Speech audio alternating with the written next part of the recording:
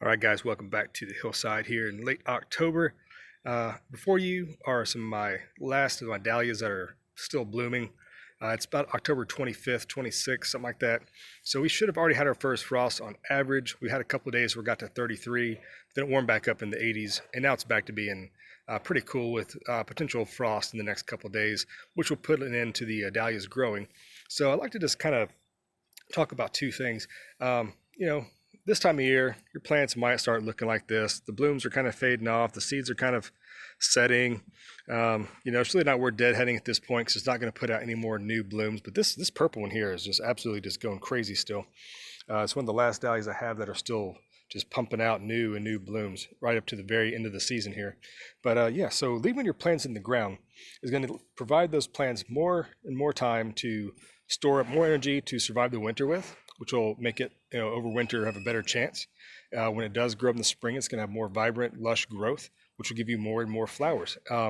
These bulbs here have been in the ground for several years. They were grown from seed, so I don't know the actual variety, but I have selected naturally, I suppose, because I probably had at least a dozen different dahlias I've planted in here that I've grown from seed, and I think about only 5 or 6 have survived and come back every year and do just fine. We've been down to, I think, -8 one year, which should, by all means, kill the plants off. They shouldn't be able to survive, but they did. So through just by luck or just the sheer genetics, these guys have survived.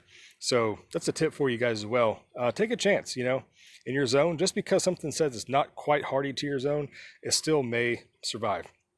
But the other reason I'm going to bring you along, the more important reason, look at this guy here. So a nice little bumblebee, collecting some pollen, not hurting anybody. There's more, there's about 3 more down below. I don't want to get too close and risk scaring them off, but this time of year, there's not many pollen sources available. The bees are still hard at work trying to get as much energy and store up as much of the pollen and the sugars and everything they need to help them with their winter survival. So not only is the plants gathering energy to survive the winter with, the pollinators, which are very beneficial to your garden, which you always support your pollinators by not spraying chemicals and try to do things as organic as possible. It's just, it helps your garden and it helps the pollinators. And it's just, in my opinion, a better way of doing things, but that's just my opinion. I don't want to try to scare these guys off down there, but see another one right there?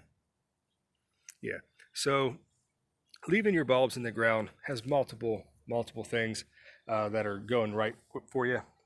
And just looking back, I mean, this it's not as pretty as it was in the summertime, but it's still very much blooming and doing a great job, providing a little bit of late season color and some pollen for the late season pollinators as well.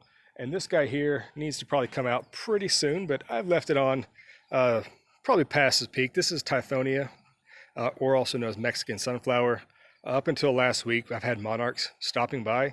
This is not a host plant for the monarch larvae like a milkweed would be, but this is actually a host plant. Monarchs love this, especially in the fall. They're always stopping by here as the seasons change and they're heading back south to Mexico to their overwintering grounds. So yeah, this plant got a lot bigger than I anticipated right in the front of my flower bed. So it has pretty much stopped blooming. There are still just a few blooms left on it. And right on cue, there's another little guy right here, hanging out, getting a little bit of pollen. What little bits left, they're taking advantage of it. So guys, this is just a little quick tip from the Hillside Gardener here about not taking out your plants too early in the fall, giving them a little bit more chance to grow and get ready for the winter season for your perennials and for your bulbs. Annuals, of course, are not going to survive. This Mexican sunflower is an annual, so it's not going to survive the winter anyways. But I mean, right here, there are tons of seeds you can harvest. A seed pod right here, tons and tons of seeds in this. Just shake them off. If you want them to self-sow, put them in a spot they'll self-sow.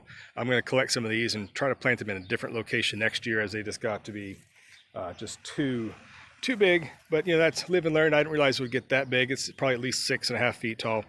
So there you go, guys. If you liked what you've seen, please go ahead and consider subscribing. If you have any more comments or questions or any kind of episode you would like to see in an upcoming episode of the Hillside Gardener, just let me know. Drop a comment down below. Please give this video a nice thumbs up. Support your pollinators, support your bulbs, and support your garden. And we'll see you here next time on the Hillside, guys. Alrighty, bye-bye.